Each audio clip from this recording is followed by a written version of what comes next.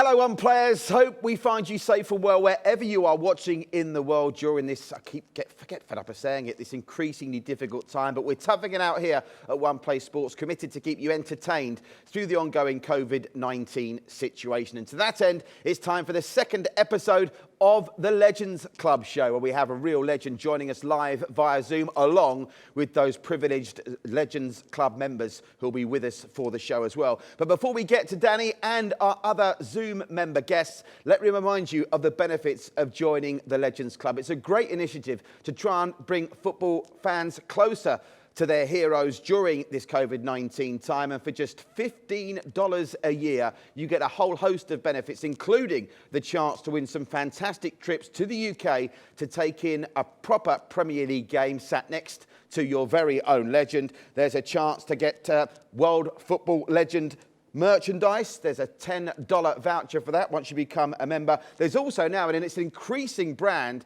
of F&B outlets that are joining with the Legends Club and World Football Legends to give you 10% discounts. You get a 10% discount on a World Football Legend discount card, and you can also have shows like this and home Zoom calls with your footballing heroes, and that's all for just $15 a year. You can find out more details by clicking the link in the description on this show right here on One Play Sports. So with that bit of housekeeping out the way, I'm delighted to welcome live into our studios here in Singapore via Zoom from London. It's the former Liverpool man and a real legend, a veteran of two top-class European Club Championship finals. It is Danny Murphy. Danny, great to have you with us, bud. How are you doing?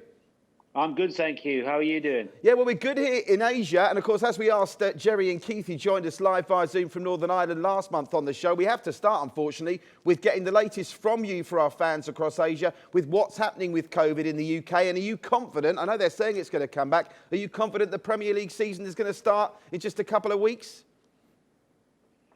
Well, yeah, fingers crossed. Everybody's hopeful. I think the Premier League deserve great credit for what they did so far, the way it's been organised, the testing, the security. I had the experience myself of going to one of the stadiums, or two of the stadiums for various games, and they're very stringent. The security is really good. The players are well looked after. So yeah, things are actually progressing away from the field as well. The restaurants and bars, the socialising, it's improved. It's not back to normal, but it's certainly better than where we were 2 or 3 months ago, that's for sure. So apart from the odd small location around Britain, we've all been progressing. A couple of places have been put on lockdown, but through local outbreaks. But overall, everything's going well, and nobody really thinks the football isn't going to go ahead as planned. The Community Shield, obviously, this weekend is the first one. That's all a go. Everything's good for that as well. So, yeah, fingers crossed. Everyone's confident. That so far, so good. Now, you were an elite level player. You're now an elite level pundit and not very far removed from the game at all, still in your early 40s. So I'm sure you still speak to players who are active in the Premier League. And what reaction are you getting from them? Are most of them not enjoying playing behind closed doors? Do some of them, do you think, play better because of it? Because it's a very surreal environment. What sense are you getting from the players still in action that you're talking to?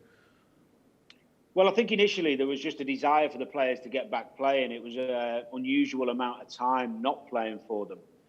So there was a big desire from the players I spoke to just to get back playing, whether it be, empty stadium or not. I think it's taken some adaptation for the lads to get used to the stadiums being empty. It's not something you do really. As a young lad, you might do it playing reserve football or youth football on occasion, but you get so used to being part of the atmosphere and taking that in and using it in a game.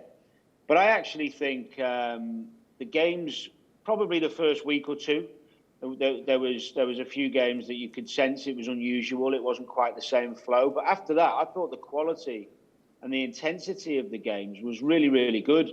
I don't know how you're watching it out there, but we have an option here where you can turn on the crowd noise and the effects, or you can turn them off. I certainly feel that the majority have enjoyed it with the effects on, and then you focus on the game again rather than the silence and the eeriness and listening to people shouting from the sidelines. But the players I've spoken to, they were delighted just to be back. When you play football for a living and you're deprived of that for a month, three or 4 months, then of course you want to get back doing what you love doing. And yeah, the lads I know are good to go again. You know, there's a little mini break now, but come September, it's going to be all systems go for the lads again. Well, I've got to tell you, in this part of the world, you're like this, Danny. In Japan, the J-League, where, of course, Iniesta is playing for Vissel Kobe, they're now allowing a maximum of 5,000 fans in for each game, but they are told all they can do is applaud. There's no cheering allowed, no chanting allowed. And in Japan, of course, they're actually sticking to it. They just politely applaud throughout the whole game. That's never going to work in England, is it? No, because if you want to do that, you go to the snooker, don't you? Yeah. The non-league and the lower leagues have already started. Well, the non-league have definitely started getting some fans back in because the crowds are lower. And I think that's good for them because obviously, as you know, the football tier in this country, especially the lower tiers, rely on the people coming through the turnstiles to keep the clubs running from a business point of view. But I think everybody misses the supporters being there. You know, even people who don't get to go to the game, they enjoy the atmosphere that's created by the spectacle. And I think the fans who do go to the game are desperately missing it. But it's going to be a little bit longer. They're talking maybe October if things keep progressing.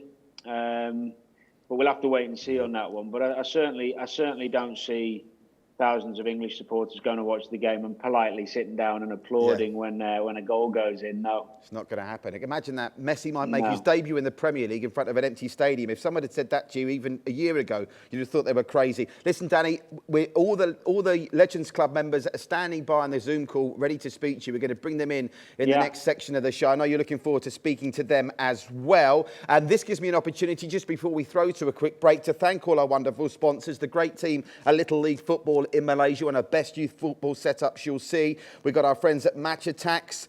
We've got the Exchange Bar, Muddy Murphy Holdings. I'm sure Danny's been to Muddy Murphy's in Singapore. He'll know what that's all about. Nestia. You have, I know you give that the thumbs up, I'm sure. Great restaurant as well, Sahara. The Esad and the team at Sahara, some of the best food in Boat Quay. Irish Studio 23, another great eating establishment at Pickerton. Our friends at Expat Living, and as well as the Sports Cafe friends at Star Balm. And speaking of Star Balm, we've got our Star Balm spray on the table as well, which is good to see. And another event, never mind a brand, but an event we must give a shout out to, because everyone's itching to get stuck into events, is the big one coming up for our friends at Tampines West, who've organised the Reds Virtual Run for 2020. And that's a great chance for you to put on your favourite club's football jersey, go out and record a time. And the registration is open for that now. You can get more details again by checking out their social media channels. And if you get the qualification time for that, you'll get a Legends Club World Football Legends membership card as well. So it's worth doing just for that, as keeping fit is in the front of everyone's mind during this tough time. So that's a reminder. Check this out. The Reds Virtual Run 2020. There it is in all its glory. Check them out for more information. Get your favourite football team's jersey on and get running, and you could get your WFL and Legends Club membership by virtue of just keeping fit. Can't say fairer than that, can we? We'll be back in just a couple of moments' time. Our Legends Club member Zoomers are all standing by to ask the one and only Danny Murphy a question, and that is coming up next.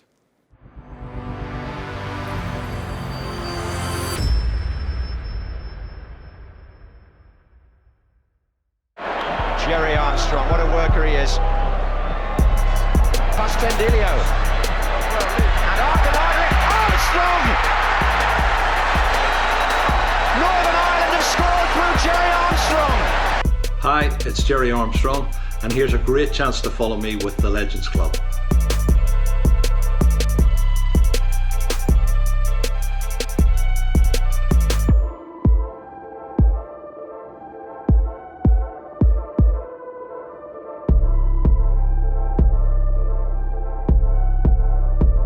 Hi, I'm John Beresford, and here's a great chance to follow me with the Legends Club.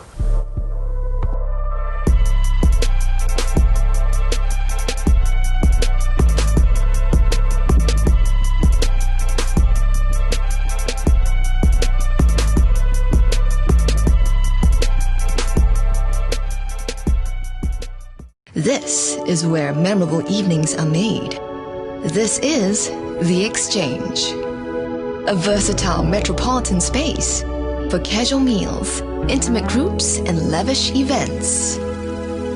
This is a heady mix of panache and energy that brings every evening alive. This is where it's always buzzing. This is The Exchange.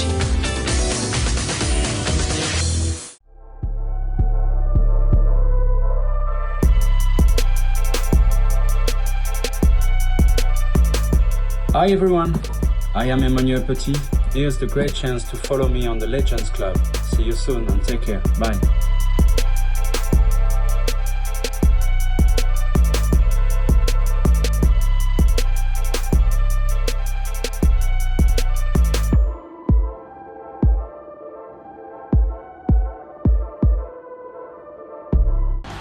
Great turn by Dwight Yorke. Goal! What a goal! Hi everyone, this is Dwight Yorke. This is a great chance to catch me with the Legends Club.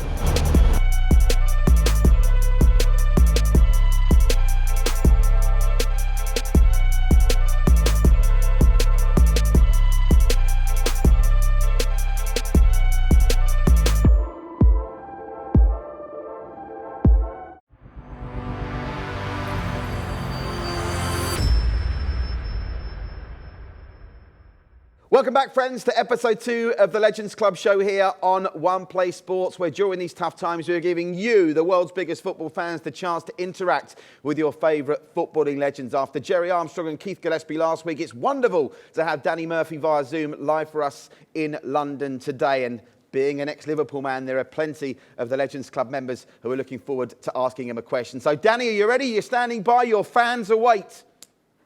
I'm all set. Good stuff. Well, let's first up go to Ravi Chandran, who is with us, one of the Legends Club Zoomers tonight. Ravi, are you there, buddy? What's your question for Danny? Yes, I'm here. Hi, Danny. Hope you're well. Hi, Ravi. I'm Ravi from Singapore. All right. My first question is, you have played in 2 European club finals, one with Liverpool and one with Fulham. Of course, different results from the two. Can you describe your feeling before and after each of the final? Yes, I can. Good question. The first final was the end of a season where we'd done magnificently well. We'd already won 2 trophies at Liverpool.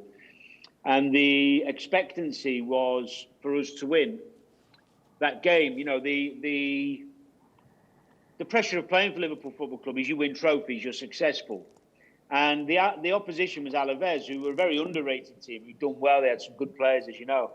But we were so confident. We were winning games, winning trophies. I think we went into that final never even contemplating defeat. And although it was a wonderful game and it ebbed and flowed, we got the win. And it became normal. It was becoming normal then to win trophies for Liverpool. And I think maybe we didn't, or I didn't understand the enormity of what I was doing at the time, because we'd started winning trophies and you just think it's going to keep happening. So it was a wonderful evening. It was an amazing night and an amazing game, but we kind of expected to win it. The Fulham thing was so different because we were the underdogs. And every team we played against in every round, we were expected to lose. But we had a wonderful team spirit, and we ended up going into the final with our main striker was injured, even though he played, Bobby Zamora. We had our other striker injured out for 2 months, Andy Johnson. And we weren't quite up to the level where we were, but we stayed in the game, and it went to, I think it was 2 minutes to go from extra time when they got the winner. They had that Atletico team, had Aguero, Forlan, players like that. And we lost the game. And I have to say, it was probably one of the most disappointing, one of the worst things I've ever had to deal with in my football career. I was captain of the team. It was a fairy tale story, and I think the loss hit me harder than anything else I'd ever dealt with. Even missing out on the World Cup with England, it was the one opportunity I had left as a captain to lift the trophy. And but I had to stay strong because a lot of the players I was with hadn't been as lucky as me in winning trophies previously. So I had to try and stay strong for them. But it was an awful feeling watching Atletico go up. I couldn't watch when they lifted the trophy. I had to turn away. But you know what? Now I speak to a lot of Fulham fans and they still remember the journey. They still remember the journey to the final and the highs along the way. But yeah, in answer, if you want the truth, it was a horrible, horrible feeling. One I'll never, ever forget. Yeah, that 4-1 Juventus result when you lost the first leg 3-1, and that's the scratch your head stuff. I mean, that's just incredible. Ravi, have you got another question, bud? Have you got that one question? Have you got another? Yes, I have another. Okay, Danny, my second question will be, the last time the same English Premier League team won the EPL champions, became EPL champions for 3 years in a row was in 2006 to 2009. So with no disrespect to the current teams like Liverpool, Manchester City or any other team, do you think there can be a repeat in the near future? I mean, is the competition getting tougher? I think it's difficult. And the reason it's so difficult is because once you've won the league, you become a target. Now, Liverpool next season are going to be a scalp for everybody. You know, and the difficult thing is for a group mentality of even wonderful players like Liverpool have, is not to take your foot off the gas a little bit. You know, not to just get in that little bit of a comfortable zone where you think you just got to turn up and you win games. But I think you're right. The competitive edge is getting greater. I mean, Chelsea are having a real good go, aren't they, in the transfer market? Manchester United are going to sign players again. If Man City get Messi, and I know it's not done yet, but that's going to change things, isn't it? We're just talking about a whole new level. So to say, can someone do 3 years? And I don't think so. But football's, when you think you know it, that's when you don't know it. It can bite you. Football can always send a shock. And I mean, I still think Liverpool will be strong this year. I think they'll win it. But if City do get Messi, I think it does change things. He's that influential. Is he good enough though? 18 points they won it by, Danny. That's some gap for the rest of them to make up, whether you have 1, 2 or 3 Messis in the team. It's going to be interesting. Ravi, great to speak to you, bud. I know you're going to stay with us and listen to everyone else's questions. Good questions from you, Ravi. Michael Long, I know Michael's desperate to ask a question, and I believe I saw a photo floating around, Michael, that tells me you've met Danny Murphy in person already. Is that right? Yeah, I've actually got this photo with Danny. I'm from Melbourne, Australia, and when Danny came with Fulham in 2009. Nice one. I remember that trip. It was a good trip. Yeah, and I've actually got another photo, but I can't find it. It's somewhere in the archives from the 1997 FIFA World Youth Cup in Singapore before you went to Malaysia. Oh, yeah, we were in Singapore for 2 weeks warming up for the Malaysian tournament, yeah. Yeah, so I wanted to, my question to you, Danny, is could you tell us some memories of that competition? Like who are the players that you played against? Like some good memories from the competition. The World Youth Cup? Yeah. So we went there with an under-strength England team, although we had Michael Owen, Jamie Carragher, Kieran Dyer. Heskey as well. Heskey wasn't there. He was injured, I think. We had a few players missing. But we won the group. I actually played behind Michael Owen. I was a number 10 then, playing behind Michael Owen, who was a number 9. And we won the group. And because in the other group, we were due to play the runners-up because we won our group, which would have been Australia. And we ended up playing Argentina because Argentina rested all their players. And yeah, they lost. But Argentina, they had 2 players in that team called Riquelme and Aymar. Now, Pablo Aymar played for Valencia under Rafa Benitez, who was as a number 10. And Riquelme, I think everybody will know, who played obviously for Argentina and Villarreal. And I knew straight away that these 2 players were going to be special talents.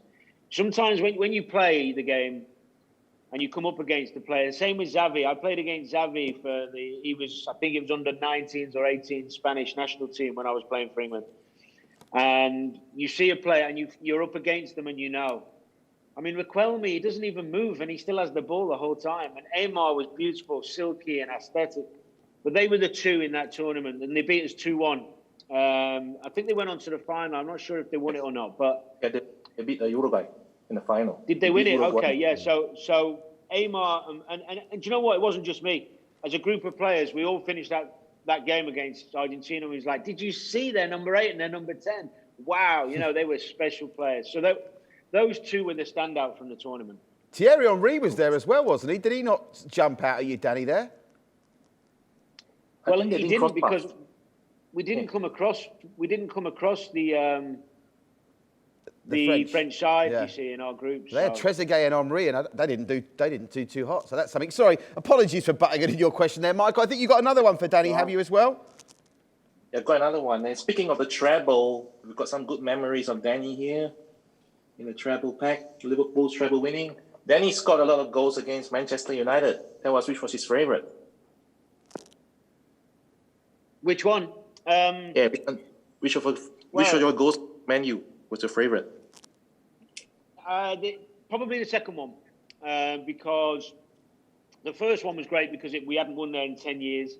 The second one was more of a personal thing because I wasn't having a good time at the time. I wasn't playing very well.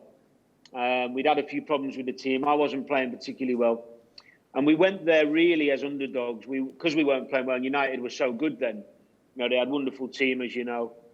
And it was a night game. And we had 4,000 or 5,000 Liverpool supporters there. And I got Stevie put me in with a great ball, a little chip over Barthez, I think it was. And the weeks before, things hadn't been going so well, fans getting a bit frustrated. And the end of that game, Phil Thompson was manager because Gerard Houllier had been unwell, as you know. So me, Phil Thompson and Stevie G, we went up to celebrate with the Liverpool supporters at the end, and there was 4,000, 5,000 of them singing my name. And it felt like quickly I'd turned it back round, and then I was back on my journey. So that was more important for me. But listen, scoring at Manchester United, they're all memorable. I don't forget any of them. They're all very special moments. That's incredible. 3-1 nils as well. So it's not as if you've got to share the glory with anyone else. When you took that when you got that penalty in 2004 for the third one, you must have thought, this can't be happening to me again. It's incredible. Listen, Michael, many thanks for your questions, buddy. Do stay with us. Now, I want to get to more Legends Club members in a minute. But listen, who fancies some legend on legend action? And there's nothing saucy about that, because I'm told that Gerry Armstrong's with us on Zoom. Are you there, Gerry? Is Gerry there? I was told Gerry Armstrong had checked in. We'll come back. We'll try and get Gerry back. Gerry did sign in for a minute. It's great. Good old Gerry, if he can come back. But while we wait for Gerry to come back, who have we got next? Is David with us? Is David Young with us? David Young's there, I think. David, can you hear me, buddy? I can, mate. Can you hear me? I can, Danny. Where are you calling from? And far away to Danny. Hi, Danny. Sorry, mate. I'm in the car at the minute. It's all right. Keep your eyes on the road. I mean, that's not technically legal, Dan. Thank you. Go on. Just a quick one, mate. Who was your favourite manager and why? Oh, that is a good question.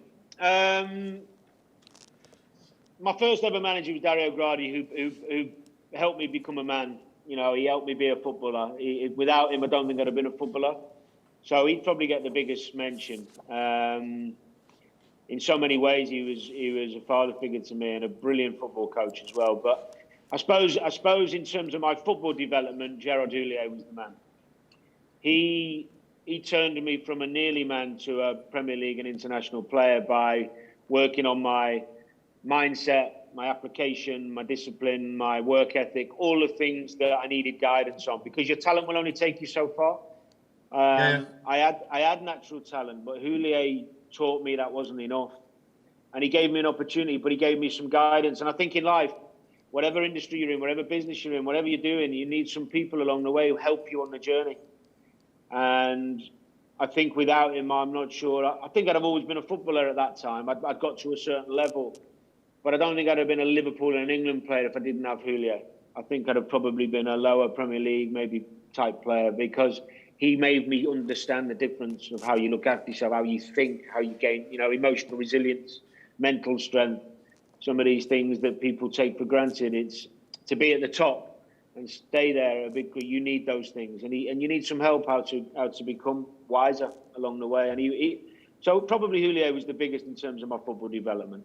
David, listen, we'll let you get back, hopefully, to staying safe on the road, buddy. We wouldn't advocate that at the best of times, but I know it's a special circumstance, so we'll let you off. Listen, that's your favourite football manager. I've got to ask you, Danny, question from me here. Who's your favourite global advisor? Because you finished off at Blackburn, and Shebby Singh's a big name in these parts. Did you cross swords with Shebby Singh at all at Blackburn in the final throes of the chaos there? I did, yes. That was an experience. How was Shebby with you? Good. I got on fine with Shebby. Shebby's only problem was that he got a little bit too involved with the coach at the time, and not just him. There was too many cooks and ultimately the injuries we had as well, which was very unlucky. Because when Steve Keane actually left, we were sitting second in the table, and I still believe we'd have got promoted if we hadn't had the injuries, and Keano would have stayed. So yeah, I found Shep to be fine. I mean, he was great with me, supported me, and helped me settle in. But the club had a lot of problems at the time. It really did, and it became a really difficult time for the club. But I still enjoyed it. I still made some good friends at that place. I think on the plus side, it's amazing that they stabilised to a certain extent and now, are now reasonable championship outfit. You wouldn't rule them out coming back up in the next couple of seasons. No. Right, who have we got left here? Because I've given a shout out to Mariano, who I don't think is with us. One more call for Mariano. You there, Mariano?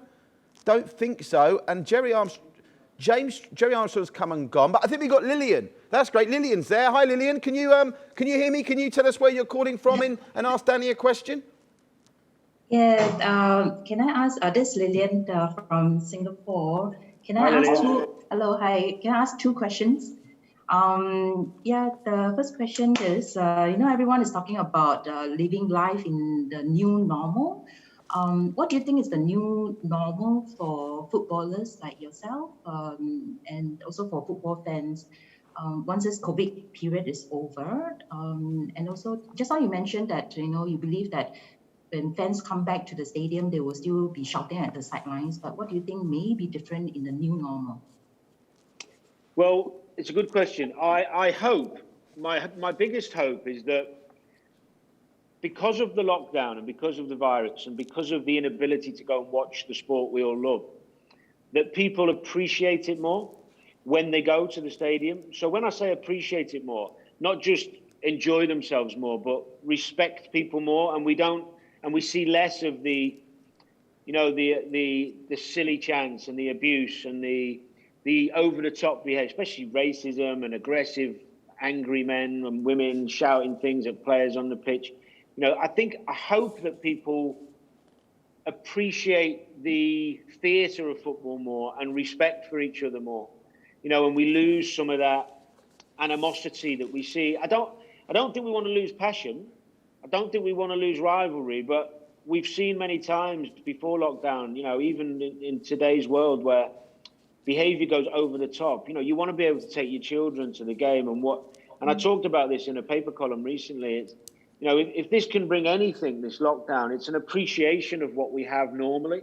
And going to watch football, or any theatre really, but especially football, because it's the most loved sport on the planet, to be able to go and have a more enjoyable experience and a more respectful experience, be able to take your children and not fear for the... I've been at games with my son in the last 2 years where there's people around me and the way they speak and conduct themselves, grown men, it's like it's not acceptable. And hopefully this time has been one of reflection for people and action, and now we see a better behaviour in supporters. But in terms of players, I think I think that they've conducted themselves really well. And again, the behaviour I think is better when it's not influenced by the supporters in some respects. So can they carry that forward as well? Yeah. But there's no guarantees, of course. Okay, but Lillian. Hopefully that's what I hope. Lillian, thank you so much for that question. It was a great question. Have you got another one, Lillian? Go on. Yeah, but it's a frivolous question. So I want to ask Danny, if you were not a footballer, what would you be and why? That's a good question as well. I think I probably would have been involved in sport in terms of, maybe coaching or teaching. I did think about doing a law degree when I was younger, thinking... Because I always liked, I had this egotistical view that I'd be good at arguing in court, arguing people's cases, because I like arguing. So, especially I could argue with myself sometimes. But the reality is, I had a real strong focus always on football. And I never really believed that I would have to do anything else. I know that sounds egotistical, but it was just the momentum of playing and enjoying. And I never ever. Some people told me at school, you have to do this and do that just in case. And I was kind of like, okay, nod your head, but you're not nodding your head. You're shaking your head. You're saying, whatever. Like I'll be all right. And I was all right. So I think the reality is the love of the game would have probably drew me towards football and sport in a lesser capacity, but I never really believed that I would have to chase another avenue.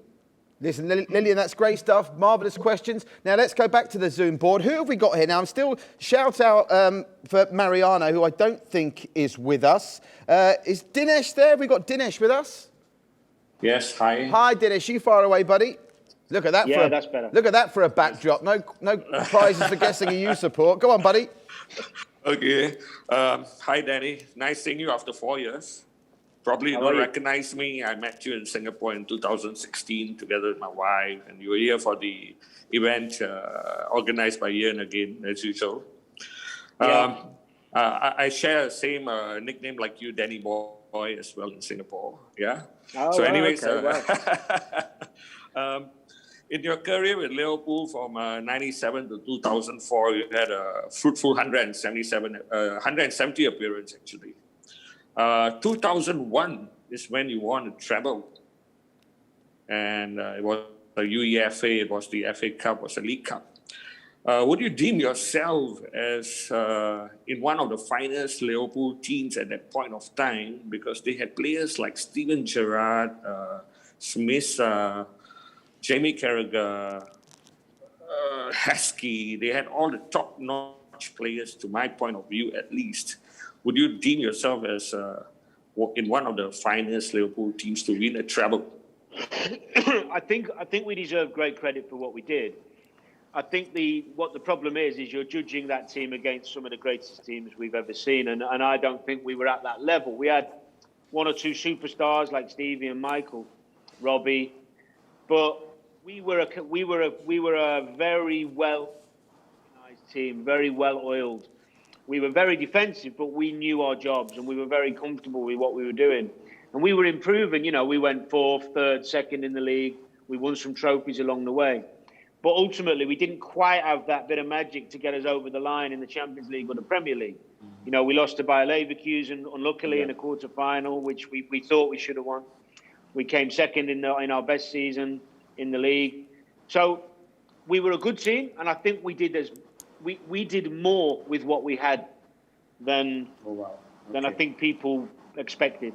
We got success more quickly than even the fans expected at the time. Definitely. But in terms of comparing us to other, we weren't as good as some of the teams we've seen recently, and also before us. Liverpool have had some unbelievable teams over the years. They really have. Okay. Good question, buddy. Are you okay, Dinesh? Well, listen, Dinesh, stay with us. I think we're going to go back to the Zoom board. And Gerry Armstrong is now with us. Gerry, are you there? Everyone waiting for some legend-on-legend action. Gerry, are you linking up across the Irish sea with Danny here? Are you there, Gerry? You're not on mute, Gerry, are you? Hi, everybody. Gerry's there. We've got Gerry. Hey. There's Gerry. Sorry, we'll come back to you. I think that was Ravi there. Go on, Gerry. You're talking to Danny Murphy. Don't mind me. I was on mute. I was trying to get a little message across. The big news, obviously, in the last 3 or 4 days is Lionel Messi, Danny, and the fact that he wants to leave Barcelona.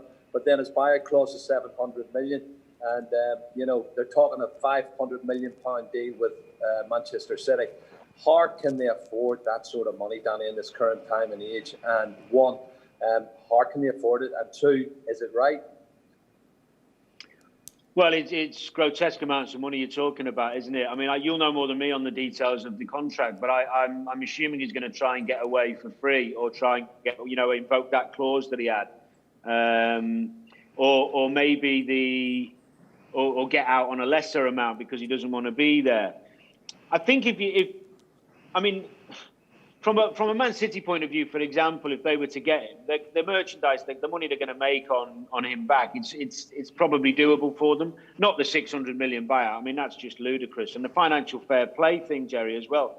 I mean, if that has actually got any substance, or if there's any point in that, they won't be able to let that happen.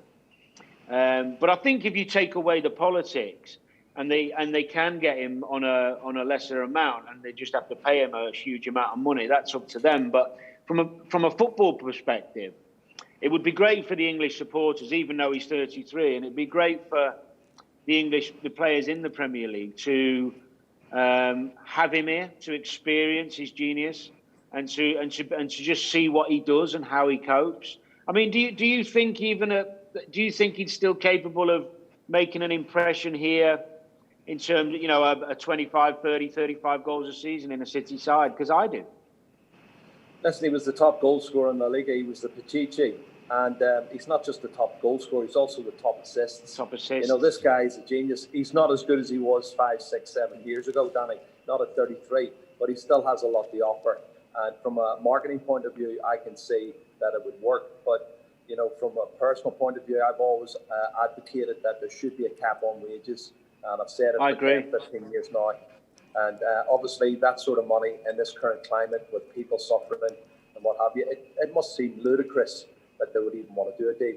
There's a grey area, Danny, in his contract. He has 1 year left on it, but the contract was supposed to be completed by the end of the season. That was a normal season, which was, the end of May and early June. He had to make a request if he wanted to leave the club so that the club was prepared.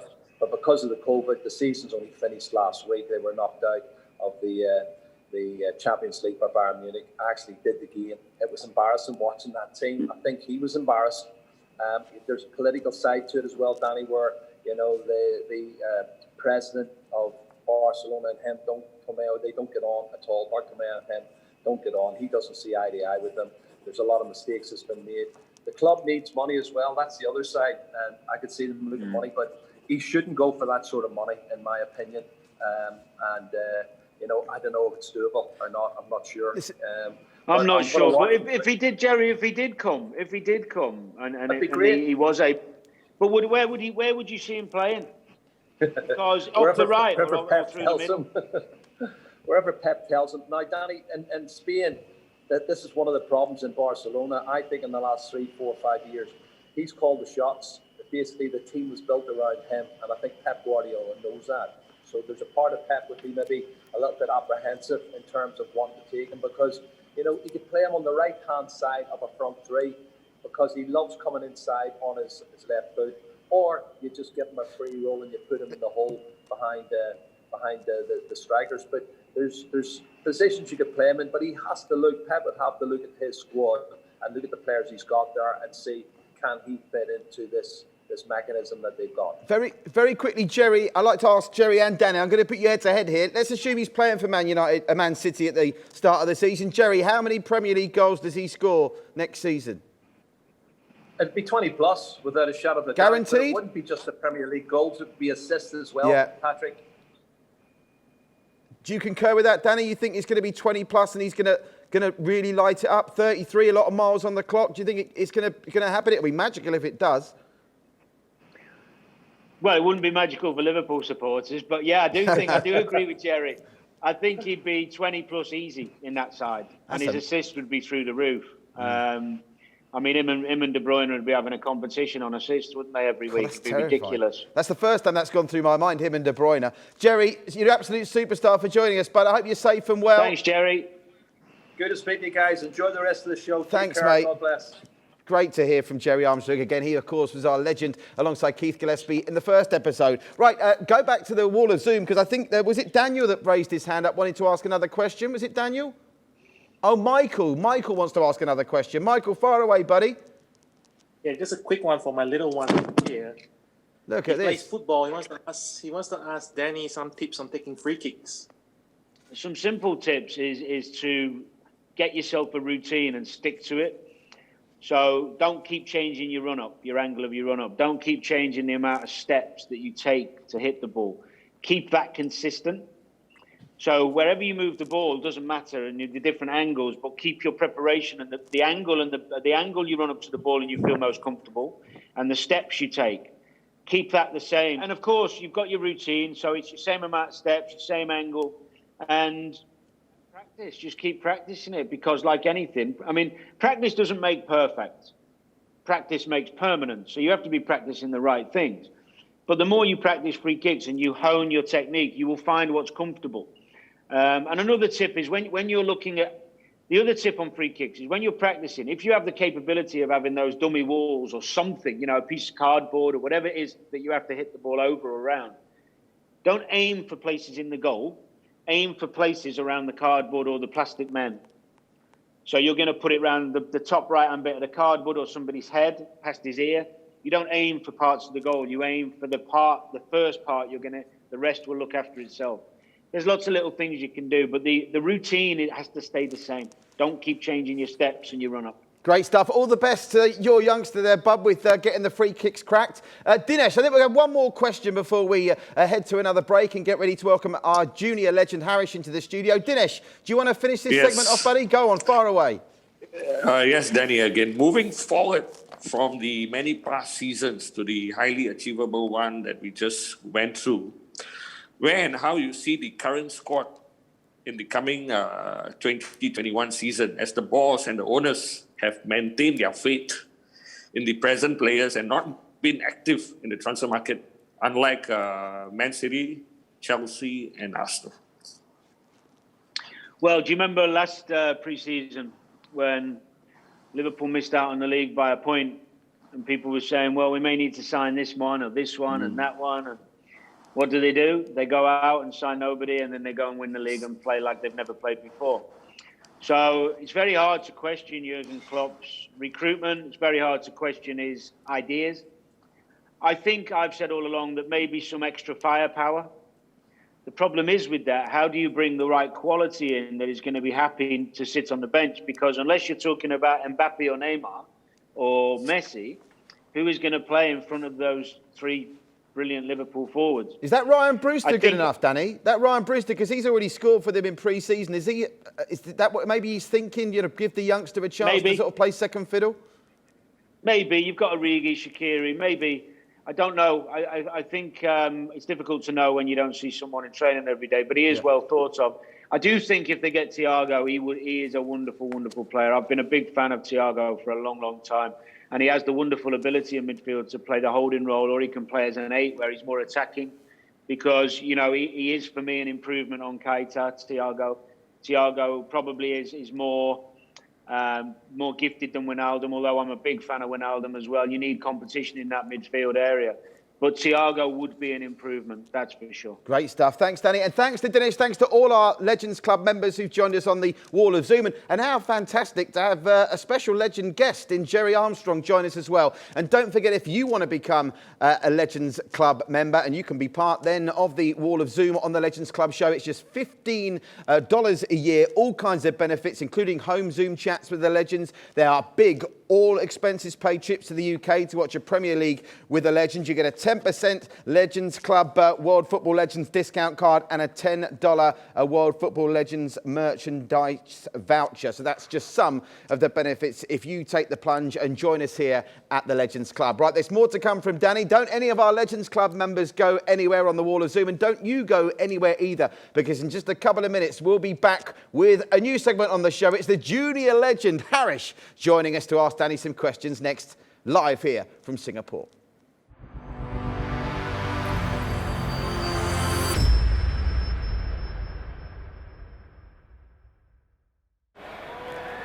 Oh, it could call. Marvellous goal by Keith Gillespie. 4 minutes gone. Second cap tonight for Keith Gillespie, the 19-year-old from Manchester United. Hi, I'm Keith Gillespie. Here's a great chance to follow me with the Legends Club.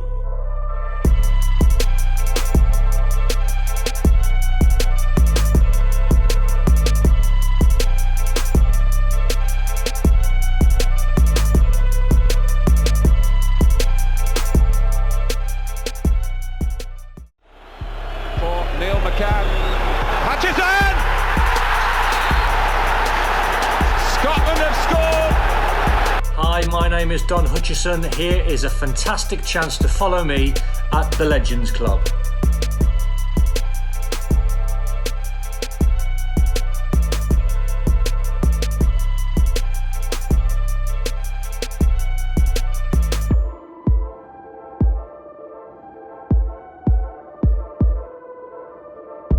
This is where memorable evenings are made.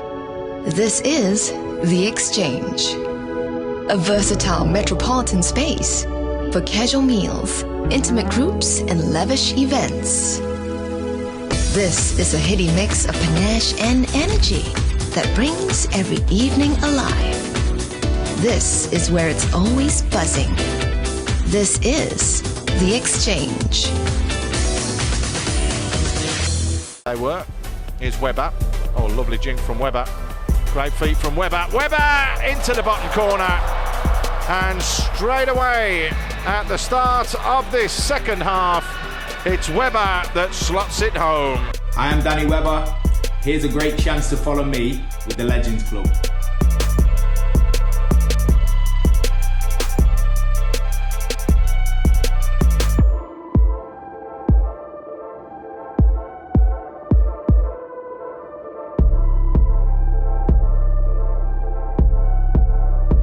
Hi everyone, I'm Teddy Sheringham. Hi, I'm Keith Gillespie. I am Emmanuel Petit. Hi, it's Jerry Armstrong. This is Dwight Yorke. Hi, I'm Danny Murphy, and now is a great time to follow me at the Legends Club.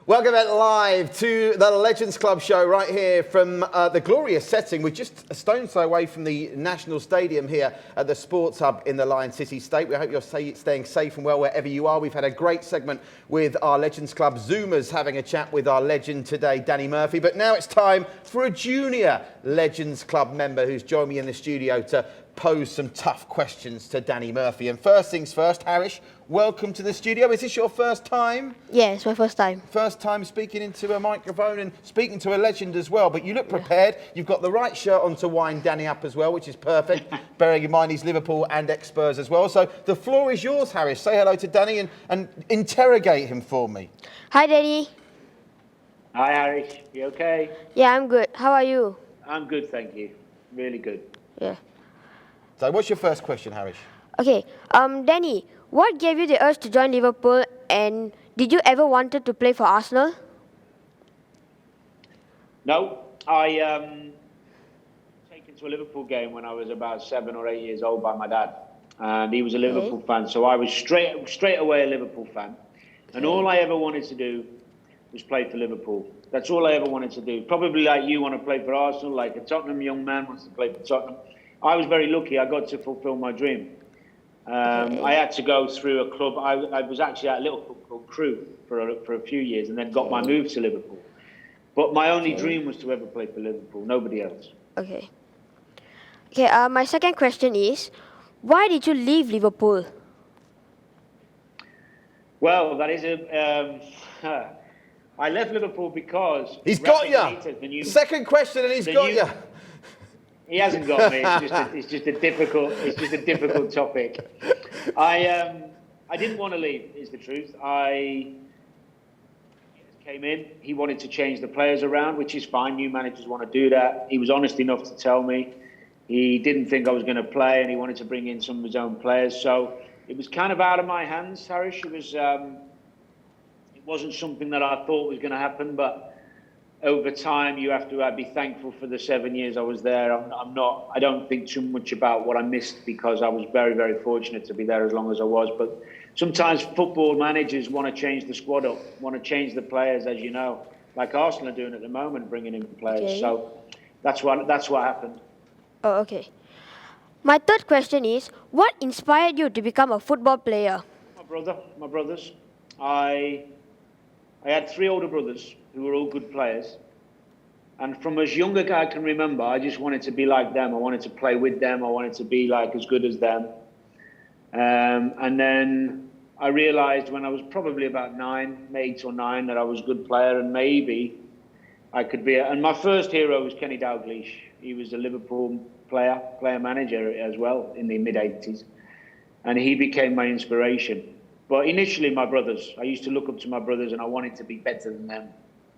Okay, is that it? You got your questions out? You got one more? No, I don't. Okay, that's all I have. Oh, you got any questions for Harish, Danny? You want to fire anything at him? Yes, Harish. Who is your favourite Arsenal player? And do you think that Arsenal can get back in the Champions League this season? Yes, I think Arsenal can get back in the Champions League this season. And my favourite player is Ozil. Well, that's controversial. Oh, still, yes. Yeah. It's a shame you don't get to see him play much. Yeah. Do you like the new signing, Willian? Because I'm a big fan of Willian. I think he's a really good signing. Yeah, I kind of like him too. Yeah. Do you think that's good? On that subject, on Willian, Danny, as you've brought him up, there seems to be a trend now. Clubs, particularly Arsenal, who had a big policy about extending existing players' contracts when they reach a certain age in the latter days of Wenger's reign. Do you think that's a positive for these clubs now, that they're not really worried about age if they can get another 2 or 3 years out of a player with not much resale value on after? I think it's positive, yeah, I do, because experience is so crucial in the development of not just your team, but the younger individuals within that squad. Willian's a winner. He's won trophies, won all the big trophies. He's been a phenomenal player for Chelsea, and he will teach off the field as well as on the field to a lot of those brilliant Arsenal youngsters. So I think it's a win-win. And he's still physically very, very capable. He's sharp, he's fit, he looks after himself. I never adhered to that method of age being a problem. I mean, a lot of the best players I learned from were in the 30s when I learned from them. People like Gary McAllister, if you recall, at Liverpool. He came to us when he was 35, I think. He was some player, wasn't he, Gary? You're old enough to remember Gary McAllister? Probably not. He was a bit, maybe. You remember him? That's fair enough. Right, predictions time. It's going to be Harish up against Danny Murphy, junior legend up against a legend. Where are Liverpool going to finish in the league this season? I'll ask you first. They're finishing first. Finishing first. Danny? Yeah, I agree. First? Agree on that one. Right, I'll come to you first on the next one, Danny. Manchester City. Second. Second for Danny? Fourth for me. Fourth? Is that even if they get Messi? Yeah, kind of. Okay, Messi can finish in fourth. Messi scrambling to qualify for the Champions League. I've heard it all now. Right, Manchester United. You go first this time, Harish. Fifth place. Fifth for United. Oh, that'll stick it up to the United fans. Where do you see United finishing? This is an interesting one, Danny, isn't it? Because no one thought they'd finish third, and they did. Fourth. Fourth. Okay. And what about who we got next? The Arsenal. I'll come to you first, Danny, in case you upset Harish. Fifth. Fifth? Where do you have Arsenal finishing? Third. Third. Do you really think no chance of top four, Danny, or do you think Arteta seems to have the right idea, doesn't he? Listen, there's always a chance. He's a terrific coach, and the team's developing. But with the signings they've made, they've not done enough to shore them up in terms. I mean, I still think they need a really top holding midfielder and another defender. I know they've signed the lad from Lille, who's a good player, but they need a bit more before I'd say they're capable of pushing that top four. Chelsea, for me, have bought tremendously well, and that's who I've got finishing third. Okay, and Spurs, of course, your big rivals, Harish. Danny, your former club. Where's Spurs going to finish? A point behind Arsenal, maybe. Maybe. I don't know. Do you think? Because I think six. I think Leicester. I think Arsenal, Leicester, and Spurs will be battling for. 5, 6, 7. 5, 6, 7. So you've gone by nature of elimination. You've gone for Spurs finishing sixth. Yes. Yeah. Okay. Yeah, and I do. I think you have they'll Spurs? improve a little bit. Yeah. A sixth for you as well. Yeah. And Leicester, finally. I think Danny's again. He's gone with seventh, and you've gone with seventh as well. Yeah. Great minds think alike. There's a generation gap here, but you're still very switched on football. Any last questions for Danny? You've enjoyed speaking to him, and you've enjoyed your experience on the Legends Club show? Yeah, I enjoyed my life. Well, listen, they're good people at one of our sponsors here. I hope I don't drop this as I try and lift it up. I've never seen so many. Danny will know all about this, because when Danny and myself were youngsters, it was all about got, swap. Look at this. The Match Attacks people, you'll be opening these till Christmas. You've got your Match Attacks album there and your Match Attacks cards. So you happy with that? You'll be sharing those out at school. Don't forget to share them at school tomorrow. Okay. If you go deep enough, maybe you'll find Danny Murphy's Match Attacks card there. I doubt it. Yeah. Right, so that's great to have you with us, Harish. You've done a wonderful job. And if anyone is out there, any Legends Club members, have they got a son or a daughter your age, would you recommend them coming into One Play Sports and asking their favourite legends some questions? Have you enjoyed it? Yeah, I would recommend them coming to One Play Sports to asking them questions. Good stuff. Thank you, Mark Harris. Don't go anywhere because I'm going to get you to sign off. And I'm also going to say thank you very much to Danny Murphy in just a moment after I have thanked our brilliant sponsors. You see the good people of Star Barmer on our table here. We've got Nestia, Muddy Murphy Holdings, the great people in Malaysia at Little League, Exchange Bar. That's another bar that I know Danny's been to. Sahara, the Pickerton Restaurant, Expat Living, Studio 23, our friends at Aris there. It's all been wonderful working with you. And a new sponsor for episode 2, of course, we've been talking all show about the Reds Virtual Run 2020, and you'll be able to see behind me in just a couple of moments what it's all about. A chance for you to put your favourite club's football jersey on and get out there and set a qualifying time. And as if by magic, it appears behind me. The Reds Virtual Run. Good luck to the people at Tampines West Community Club who are behind that. Get registering, and if you do set a qualifying time, you will get that Legends Club membership worth $15 a year given to you. So a good incentive for you to get fit. Yep, don't forget to get involved in the Legends Club for just $15 a year. You get all those benefits of the home Zoom chats with the Legends, 10% discount card for all our affiliated F&B outlets, $10 of World Football Legends merchandise voucher as well, and best of all, a trip to the UK to potentially watch some Premier League games with your Legends. Harish, have you ever been to the UK? No, not yet. Premier League game? Well, I happen to know your uncle goes to them all the time. I think you need to start telling your uncle to take you along with him to the Emirates. Okay. I'll have a word in his ear. Okay. Right, Danny, many thanks, mate. Stay safe, and please join us again in a couple of months down the line, where hopefully we'll be back to normal. Our thanks to Danny Murphy. He's been sensational in episode 2 of The Legends Show. My thanks to Harish as well. I'm not going to say goodbye. You are. Say goodbye to everyone. Okay, goodbye, everyone. Lovely stuff. We'll see you next time on The Legends Club. Goodbye.